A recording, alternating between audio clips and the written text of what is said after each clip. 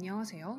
세상에 살다 보면 기고만장하고 근거 없는 자신감이 하늘을 찌르는 사람들이 있잖아요. 제 남편이 딱 그런 사람이고 가진 것 쥐뿔도 없는데 목소리만 큰 사람이었습니다. 그런 사람이 조금 무서워서 입 꾹 다물고 아무것도 못하고 못 말하고 있다가 얼마 전에 용기를 내서 글을 참교육하고 정말 속 시원하게 복수를 한 일이 있어서 이렇게 글을 쓰게 되었습니다. 저는 홀어머니 밑에서 자랐어요. 엄마가 제가 기억 안 나는 아주 어린 시절 아빠와 이혼을 하시고 외할머니 댁에 들어가서 저를 혼자 키웠다고 하셨어요. 저는 비록 홀어머니 밑에서 자랐지만 정말 하루하루 살아가는데 너무나 큰 행복을 느꼈고 엄마의 아낌없는 사랑에 항상 감사하게 생각했습니다. 그래서 아빠의 부재는 저에게 큰 문제가 아니었어요. 시골에서 쭉 살다가 워낙에 동네가 멀어서 고등학교를 다른 지역으로 가게 되었고 제가 그곳에서 자취를 하게 됐어요. 어찌 보면 10대 때부터 자취를 시작한 거고 심적으로 힘든 순간들은 많았지만 그래도 이것 또한 어른으로 되어가는 과정 중에 하나라는 걸 깨닫고 성인이 되어 학교를 서울로 가게 되면서부터 저는 조금씩 마음이 싱숭생숭 흔들리기 시작했습니다. 시골에 있을 때만 해도 서로가 서로를 비교하거나 그런 게 하나도 없었어요. 저는 갑자기 그런 상황을 겪으니까 혼란스럽기도 하고 자존감이 낮아져서 제가 생각했던 것보다 많이 흔들리기 시작했습니다. 서울에 가니까 다들 집이 있고 저만 자취를 하고 또 들어가는 돈은 엄청 많은데 자기네들은 아무렇지 않게 택시 타고 해외여행 가는 모습이 저에게는 꽤나 큰 괴리감으로 느껴지더라고요.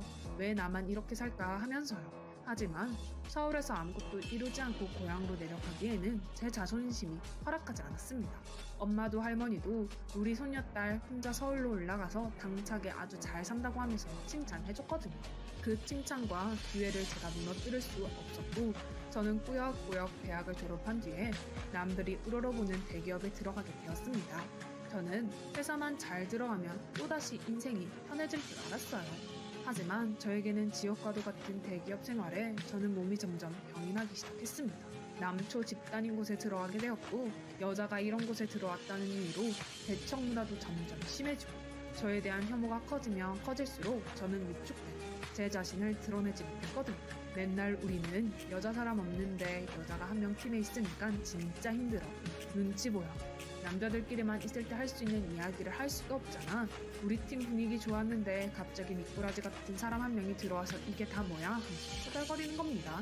제가 그 말을 듣고 얼마나 상처를 많이 받았는지 몰라요. 그러한 언행이 반복되면 반복될수록 팀원들은 저를 여자라는 이유 하나로 굉장히 싫어하기 시작했고 저는 결국 마음의 병이 심해져서 우울증과 공황장애, 발작 증상으로 인해 몇백 대 1을 뚫고 들어간 회사에서 쫓기듯이 나오게 되었습니다. 지금 생각해도 너무나 마음이 아프고 대성 통곡을 하고 그랬죠. 아무튼 회사를 나온 저는 나를 위한 인생, 할머니나 엄마의 체면을 생각하지 않고 정말 내가 원해서 하는 일을 시작해야겠다고 마음을 먹었습니다. 그렇게 마음을 먹고 또 한 발 한 발 앞으로 나서 보려고 하는데 이미 상처받은 마음을 되돌리기란 하늘의 별 따기만큼 힘들더라고요. 인생의 절반을 바친 일이 잘 안 풀리다 보니까 제가 위축되기 시작했고 남들도 만들기 힘든 겁니다.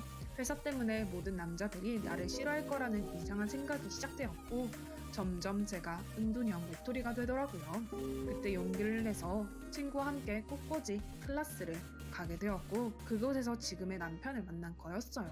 그 사람은 특이하게 남자가 수업을 잘 안 듣는 꽃꽂이 수업에 와서 굉장히 차분하게 수업을 듣더라고요. 그 모습이 신기하고 또 특이하게 보여서 호기심을 자아냈습니다. 그렇게 같은 짝꿍이 되어서 수업을 들으면서 오묘한 감정들이 생겨나기 시작했고 이야기를 주고받다가 술을 마실 기회가 왔고 그때 마음 깊은 곳에 있는 자신의 이야기를 제가 꺼내면서 저희 둘의 사이는 급속도로 가까워졌습니다. 뭐라고 말할까요? 정말로 신기한 나날들이 연속이 되었습니다.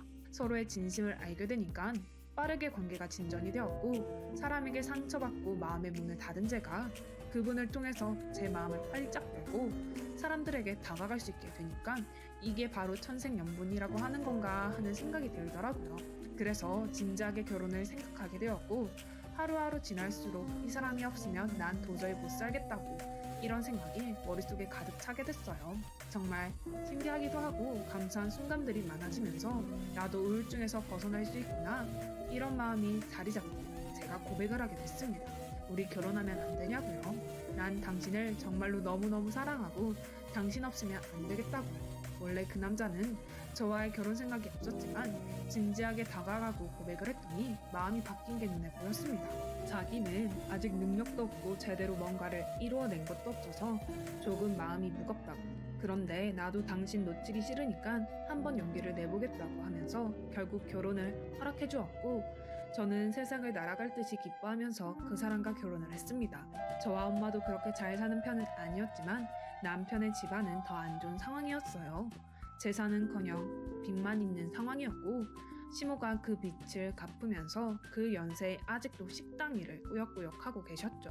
처음에 시모는 우리 아들이 좀 더 잘 사는 여자를 만났으면 좋겠다고 저를 반대했어요. 저는 속으로 뭐지? 본인은 잘 사는 것도 아닌데 왜 여자 집안을 더 재고 따지는 거지? 하면서 기분이 나빴습니다. 순간 내가 잘못 선택한 건가?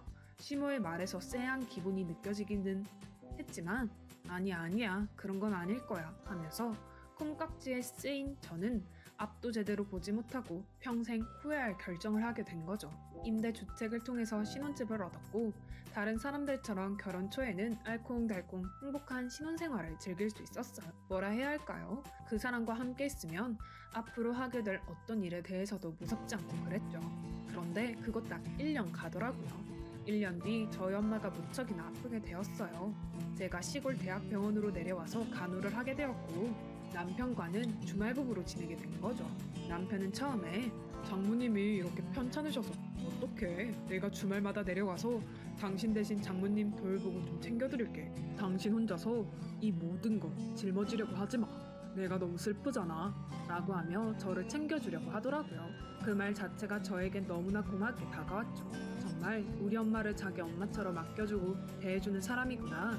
그래서 사람들이 결혼을 하라고 하는 거구나 싶었습니다. 너무너무 고마웠고 또 최선을 다하겠다 싶었습니다. 그런데 한 달, 두 달 지나자 서울에서 강원도까지 오는 게 자기도 지친 건지 점점 발걸음을 멀리하게 되었고, 그렇게 저와 남편은 드문드문 보는 결혼 생활을 이어갔습니다. 그래도 저는 제가 평일에 집을 비우는 게 남편한테 미안해서 최선을 다해서 남편에게 잘하려고 했어요. 정말로요. 주말에 잠깐 서울에 갈 때 반찬 다 해놓고 일주일 동안 입으로 세팅하고 그러는 과정이 저에게는 재밌고 또 감사하게 느껴지더라고요.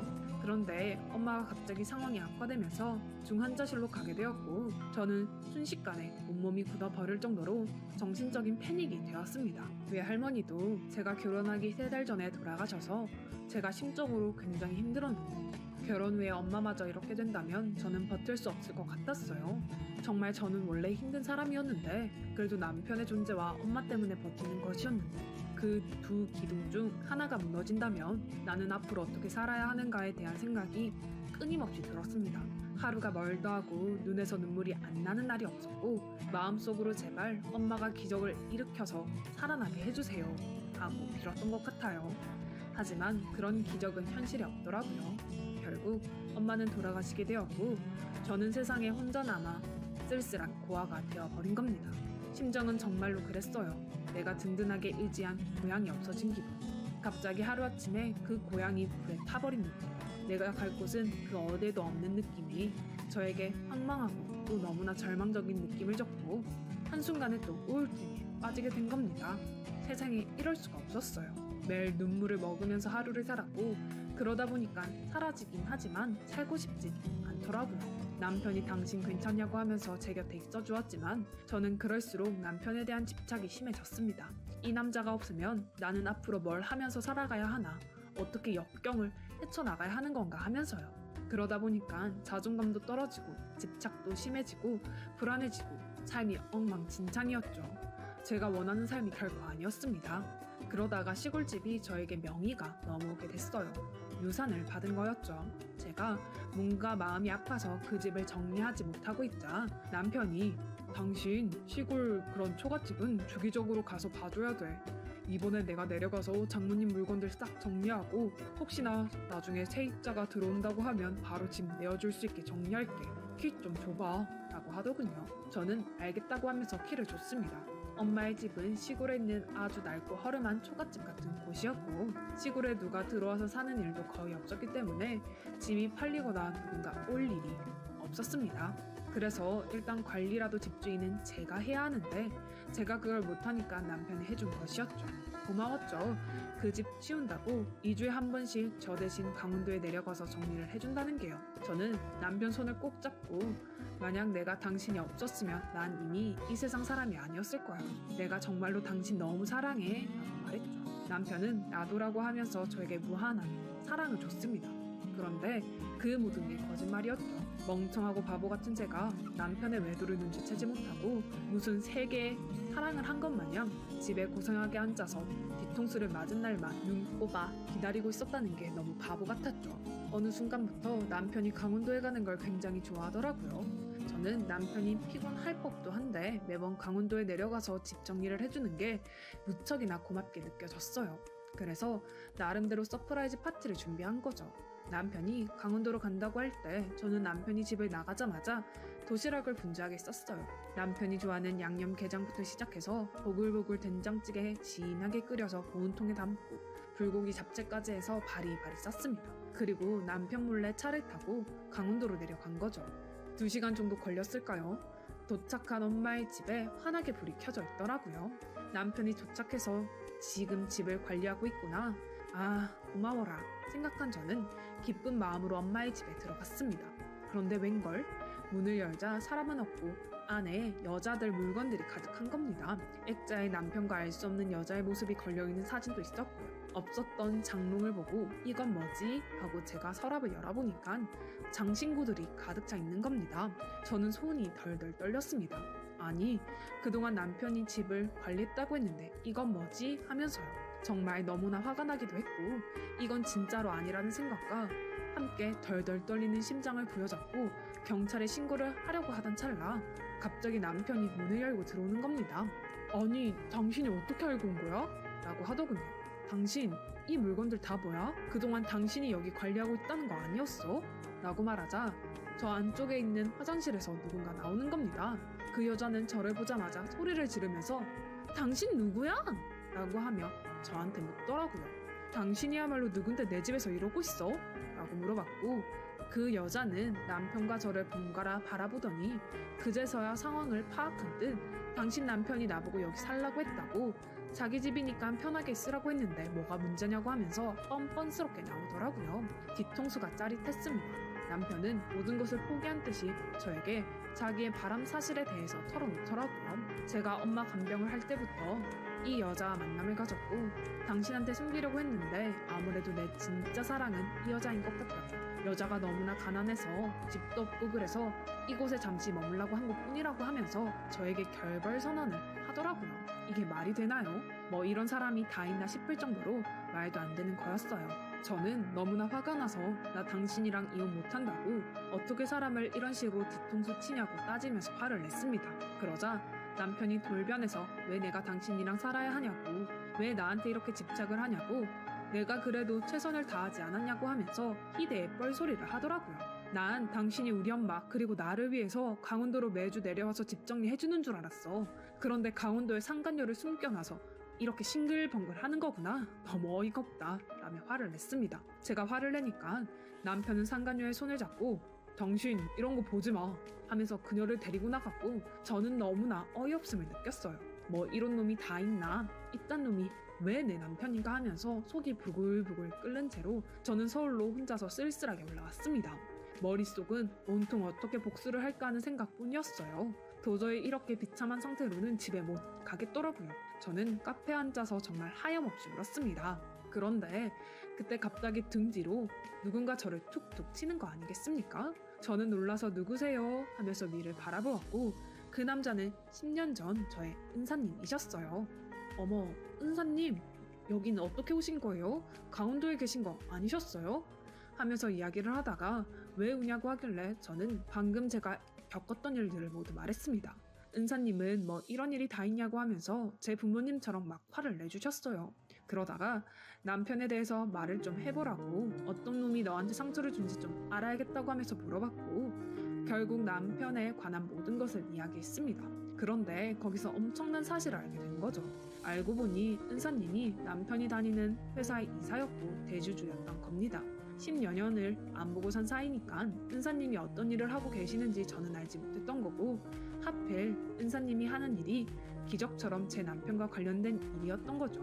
은사님은 저에게 말했어요. 너는 아무 걱정 말고 이혼 준비하라고요. 그리고 복수는 자신이 도와주겠다고 하면서 친정아빠도 없고 누구한테 기댈 것도 없었던 저에게 은사님의 그러한 말 한마디는 정말 세상을 다 가져다주는 것처럼 제 마음을 벅차게 해줬습니다. 어찌나 고마운지 몰라요.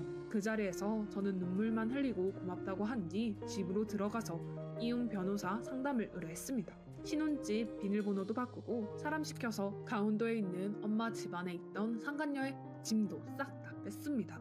다음날 마음을 추스린 후 변호사 사무실에 찾아가서 도움을 받았고, 그 과정에서 상간녀를 주거 침입죄로 고소할 수 있다는 걸 알게 됐어요. 이렇게 소장을 작성했습니다. 그리고 어디서 날밤을 깐 것인지 모르는 남편에게 저는 딱 문자 한 통을 보냈어요. 이혼 소송장 날릴 거니까 네 상간녀랑 털릴 준비 딱 하고 있으라고요. 답장은 없더라고요.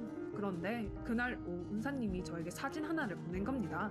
보니까 회사 바닥에서 무릎 꿇고 싹싹 빌고 있는 남편의 모습이 보였고, 어찌된 영문인가 했더니 은사님이 회사에 남편의 만행에 대해서 전부 싹 다 하나도 빠짐없이 폭로를 한 거였어요. 마누라 두고 마누라가 물려받은 장모님 집에서 상간녀랑 살림을 차렸다고, 이런 놈이 우리 회사의 팀장이었다고 하면서요. 순식간에 회사 모든 부서에 그 이야기가 퍼져나갔고, 남편은 은사님에게 찾아가서 죄송하다고 해명하겠다고 하면서 말도 안 되는 변명을 했나 봅니다. 결국 회사 이사인 은사님은 무슨 거짓말을 하냐면서 호통을 쳤고, 사장보다 더 높은 이사라는 직함에 남편은 맥도 못 추리고 싹싹 빌었습니다. 그 이야기를 들으니까 어찌나 통쾌하던지요. 역시 사람은 정말로 힘이 있어야 하는구나, 이런 걸 절절하게 깨닫게 됐어요. 얼마나 마음이 시원하던지요. 하지만 은사님이 대신해준 복수로는 도저히 만족이 안 되었습니다. 저는 남편이 집에 짐을 찾으러 오기만을 기다렸어요. 시간이 흐르고 남편이 집 안으로 들어왔고, 저는 그때다 싶어서 남편의 뒤통수를 바릿깡으로 고속도로를 내버렸습니다. 이게 가장 확실한 복수라고 생각하면서요. 사실 남편 머리숱이 별로 없어서 800만 원 주고 뒤통수에 있는 머리카락을 떼어다가 앞에 M자 탈모 가리려고 심었거든요. 그런 걸 보니까 진짜 엄청 웃기고 막 말도 안 나올 정도로 빵 터졌어요. 자기 목숨보다 아끼는 머리카락을 800만 원짜리 머리카락을 제가 싹 밀어버렸으니까요. 남편은 닭똥 같은 눈물을 뚝뚝 흘리며 소리를 질렀고, 저는 웃으면서 왜? 남의 마음에 상처 줄 때는 아무렇지도 않았는데 지금 내가 네 마음에 상처 주니까 심장 찢어질 것 같아? 진짜 추하다. 너 같은 놈은 내가 태어나서 처음 봤어. 그놈의 자식 뒤통수를 손바닥으로 찰싹 때린 뒤 집 밖으로 내쫓았습니다. 어차피 임대아파트 계약 기간 한 달도 안 남았으니까 아주 잘 됐다고 생각하고 죽었다 깨어나도 절대로 다시 보지 말자고 했어요. 본인이 잘못한 게 있으니까 제 앞에서 아무 말도 못한 채 그대로 집 밖으로 나가고, 후에 들어보니까 직장에서도 잘리고 지금 구직 생활하면서 힘들게 살고 있다고 하더라고요. 저한테 소송 걸리고 변호사 구하느라 돈도 다 쓰고 완전 개털이 되었다고 합니다. 그리고 자기 돈 많다고 하면서 접근해서 꼬신 상간녀한테도 개털이라는 것이 들켜버리는 바람에 아무것도 못하고 그 사랑은 이루지 못하고 비참한 결말을 맺게 되었다고 하더군요. 너무나 기분이 좋았습니다. 정말 절대로 바람 피우지 마세요. 휘말려 죽을 뻔했던 거 겨우 마음 잡고 일어났죠. 앞으로 더 씩씩하게 살아가 보려고 합니다. 하늘에 있는 엄마 할머니한테 실망시키지 않도록 더 열심히 공부도 할 거고요. 누구보다 앞서 나가서 내 자신의 삶을 더 찬란하게 꾸밀 거예요. 여러분들, 그럼 길고 긴 저의 이야기 들어주셔서 감사합니다. 여러분한테는 부디 따뜻하고 기분 좋은 일이 많이 일어났으면 좋겠네요.